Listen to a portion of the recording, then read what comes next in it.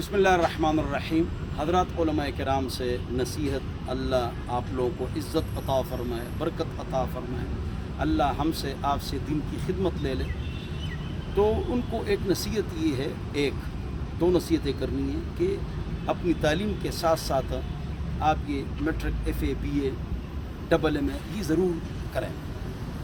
क्यों? हमारे पास 2% लोग आते हैं और यही ठीक है, इसलिए कि इलाके में एक आलिम का होना फ़र्ज़ किफ़ाया है। ज़्यादा बन जाए तो 9 बन जाए।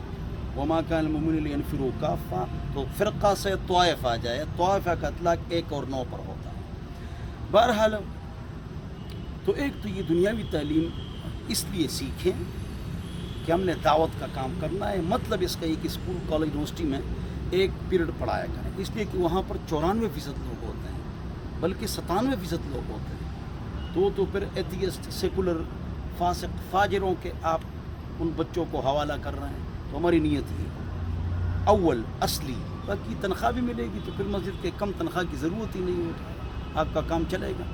दूसरी नसीहत ये है कि आप कारोबार भी, छोटा सा कारोबार भी आप ज़रूर फरमा लिया करें। इंशाअल्लाह आप किसी कमेटी और सदर साहब और मुतवल्ली साहब उसके मोहताज नहीं रहेंगे इंशाअल्लाह। नहीं किसी की जेब पर आपकी नज़र होगी इंशाअल्लाह।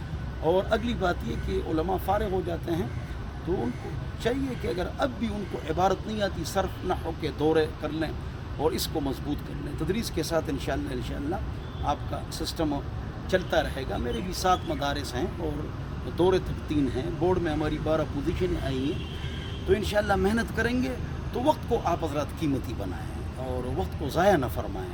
इंशाअल्लाह अल्लाह ताला खैर के दरवाज़े खोलेगा इंशाअल्लाह। वस्सलाम।